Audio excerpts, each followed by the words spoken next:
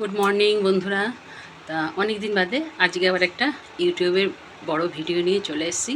তা তোমরা কিন্তু সবাই প্রথম থেকে শেষ পর্যন্ত দেখবে আর এই দিদিটার সঙ্গে সঙ্গে থাকবে। আর যারা এখনও সাবস্ক্রাইব করনি অবশ্যই সাবস্ক্রাইব করে আমার পাশে থাকবে।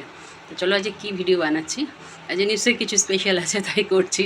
আসলে না সবসময় সময় হয়ে ওঠে না, তাই জন্যই। তো চলো তাহলে ভিডিওটা শুরু করছি। ঠাকুর পুজো টুজো হয়ে গেছে, আমার তো ভোরবেলা প্রার্থনা, তার জন্য আমাকে উঠতে হয় সেই 4টের সময়, বাসি ঘর মুছে ঠাকুর দিয়ে। আবার এখন আমি নতুন, সেদিন রথের দিন জানো তো, আমি এটা তুলে রাখি প্রায় 3-4 বছর ধরে। আমি এটা সিংহাসনে মাথায় তোলা থাকে, মানে জগন্নাথ বলরাম আর সুভদ্রাকে। তার উল্টো রথের দিন আমি এরকম তুলে রেখেছি। আর ভোরবেলায় স্বপ্ন দেখছি যে ঠাকুর না, মানে ওই রথ তুলে রেখেছি, ঠাকুরও আমি তুলে রেখেছি। দেখছি সেই রথের মধ্যে ঠাকুর ঢুকে বসে আছে। তো আমি আবার বলছি যে ঠাকুর তোমাদের তো আমি তুলে রাখলাম, তোমরা আবার এই রথের মধ্যে, আবার রথ নেমে গেছে, ঠাকুর ঘরে ঢুকে গেছে, আবার তারা আবার সেই রথের মধ্যেই বসে আছে।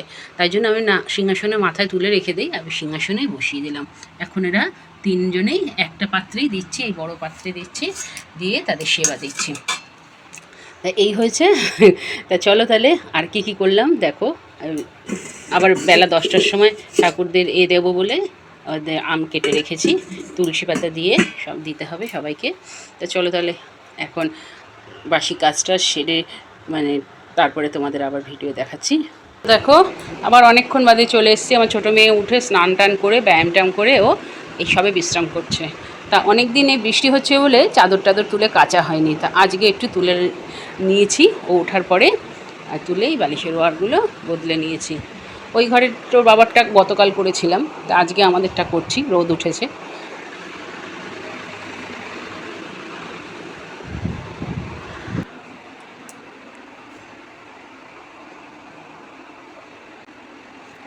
এই যে চাদর এগুলো বেরিয়েছে, এগুলো পরে দেখো বাসন টাসন তুলে, আজকে তার বড় মেয়ে আসবে না, তাই ওর থালা পাতা হয়নি, ওর থালা ওই যে ওখানে। এই শাড়িটা দিয়ে গেছে আমার মেয়ে যে ফলস লাগানোর জন্য, দেখি সময় পেলে লাগিয়ে দেবো। 3 দিন ধরে আমাদের এখানে খাবার জল আসে না, মানে রান্নার জল। আমি রান্নার জলটা, এগুলো তো এই জল নেই শুধু খাবার জন্য, ঠাকুরকেও খাওয়াই। বোতলগুলোও ভরে রাখলাম। দেখো বর্ষাকালের জন্য ঘরে আবার দড়ি টানানো হয়েছিল, তো আজকে সব জামাকাপড় ছাদেই মেলে দিয়েছি। কালকে ওর বাবার এই চাদরটা কেচে দিয়েছিলাম। কুলার রয়েছে দুটো, কিন্তু এখন আর কুলার ব্যবহার হয় না। দুটো বোতল নিলে 1 সপ্তাহ চলে যায়। যত ভোরেই উঠি না কেন ওই সিঁড়ি টিড়িগুলো কিন্তু সব মুছে নিতে হয়। রবিবার টিফিনটা করে নিচ্ছি। কি টিফিন করছি দেখো, আমার খুব প্রিয়। রবিবার হলে কি হবে, কিন্তু আমার খুব প্রিয়। এই যে দুধ নিয়েছি, এখানে 250 দুধ আছে, একটা আম, ল্যাংড়া আম, আর এই যে মুড়ি। আম দুধ মুড়ি মাখবো, মা আমি দুজনে খাবো। আমার ভীষণ ভালো লাগে। আজ রবিবার হলে কি হবে, হালকা সকালে হালকা টিফিন করলে না দুপুরবেলা তাও ভাতটা খাওয়া যায়। নাহলে না মানে খুব মানে ভারী টিফিন করলে, মানে বেশিরভাগ দিনই রুটি করি, ও একটা রুটি খায় আমি একটা রুটি খাই, একটু হয়ে যায়। তা আজকে একটু ভাবলাম যে একটু মুড়ি আম দুধ খাই। আম তো প্রায় উঠে যাওয়ার, এখন আর বেশি ভালো আম পাওয়া যায় না, তাই জন্য। চলো তাহলে। অল্প খাবি তো? হ্যাঁ, মুড়ি কিন্তু অল্প হয়ে যাবে। হ্যাঁ, এবার এইটার মধ্যে এই আমটা ভালো করে মাখবো। আমার তো ভীষণ ভালো লাগে, রুটি দিয়েও ভালো লাগে, আম দিয়ে দুধ দিয়ে চিড়ে দিয়েও ভালো লাগে, ভীষণ ভালো লাগে আমার। তো দেখো মাখা হয়ে গেছে, এবার খেয়ে নেব।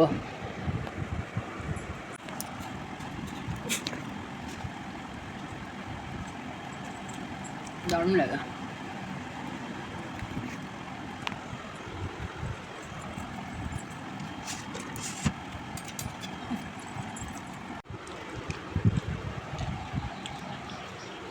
কেমন? দারুণ বল। আমার তো খুব ভালো, বল আমরা খুব ভালো খাই।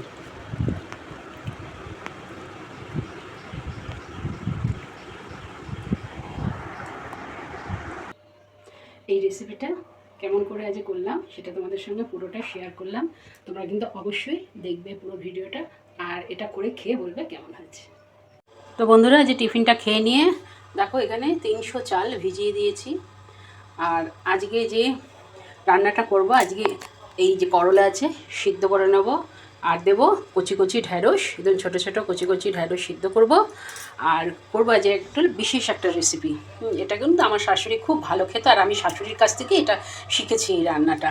এটা হলো কাঁকরোলের পুর ভরা কারি। তার সঙ্গে দেব এই যে আলু সিদ্ধ করে দেব। তা তার মধ্যে কি কি মশলা দেবো দেখো। মশলা দেবো হলো যে পোস্ত, কাঁচা লঙ্কা আর এই নারকেল পেস্ট করে নেব, করে তেলে সাঁতলে নেব। তারপরে সেই পুরটা ভরবো, বেসন দিয়ে মুখটা মারবো, মেরে আর এই কাঁকরোলটা কিন্তু আগে একটু সিদ্ধ করে নেব। তারপরে সেটা আবার তেলে ভেজে তুলে নেওয়ার পরে আলু ভেজে মশলা দিয়ে আর দেবো হলো হিং। এ দেখো হিং, এটা হলো আছে এখানে ধনের গুঁড়ো, এখানে আছে জিরের গুঁড়ো, আর এখানে দেবো আদা, এলাচ আর টমেটো দিয়ে বেশ ভালো করে কারিটা করে কাটা হলো কাঁকরোলের পুর ভরা একটা দারুণ স্বাদের রান্না।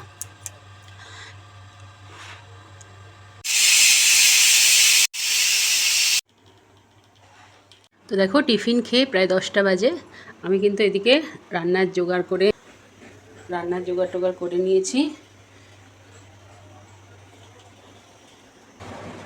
আর আমার সোনামা ঠাকুর ঘরে ঢুকে পড়লো, আবার ঠাকুরকে খেতে দিতে।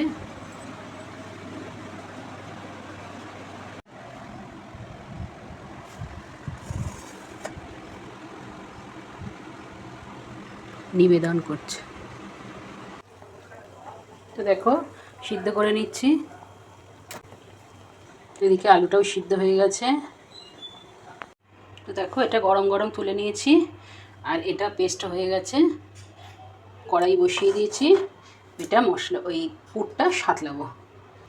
তো কড়াইয়ে তেল দিয়ে দিয়েছি, আর আমি এটা পেস্ট করার সময় না একটু নুন দিয়ে দিয়েছিলাম, তাই একটু নুন দেব না। তেলটা গরম হয়ে গেছে,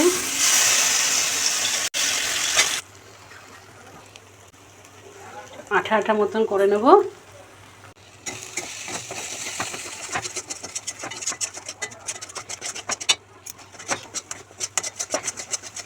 আমার শাশুড়ি না খুব ঝাল খেত, মানে ঝাল যেমন খেত তেমনি টক তেমনি মিষ্টি। আমি এবার সবই খাই, অল্প বেশি খেতে পারি না। মিষ্টি কোনোদিনই বেশি ভালোবাসতাম না, তাও সুগার হয়ে গেল, আর কি বলবো বলো।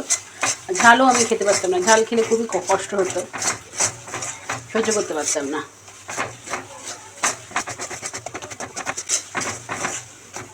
বিয়ের আগে জানতাম কাঁকরোলটা উচ্ছের মতোই খায় ভাজা ভাজা, তা এরকম যে পদ করে খাওয়া যায় সেটা কিন্তু এখানে এসেই শিখেছি। তো দেখো তলায় লেগে যাচ্ছে, এবার কিন্তু নামিয়ে নেব। তো দেখো পুরগুলো এইভাবে ভরে নিয়েছি সব। আচ্ছা এবার একটু বেসন নিয়ে নেব, বেসন দিয়ে গোলা তৈরি করে নেব মুখটা মারার জন্য। তো দেখো বেসন একটু সামান্য নুন দিলাম। আমিও বসে আছি রান্নার ফাঁকে, আমার ছোটো মেয়েও বসে আছে, আর বাইরে দেখো কি রোদ। কারণ কি জানো, দুঃখের কথা আর কি বলবো, দুদিন হলো টিভিটা না আর চলছে না, অনই হচ্ছে না। এবার এটাকে বিদায় দিতে হবে মনে হয়। একজন ডাক্তার ডাকা হয়েছে, সে বলেছে আর আগে যে সারিয়ে গেছে সে পুরো সর্বনাশ করে দিয়ে গেছে। আমরা তো অত বুঝি না টিভির, তো যাই হোক, আবার এখন দেখা যাক কি হয়। এটা হলো দুঃখের খবর জানো না, আমাদের সময়ও কাটছে না দুদিন ধরে। তো দেখো বেসনটা গুলে নিয়েছি, এবার এই মুখগুলো মেরে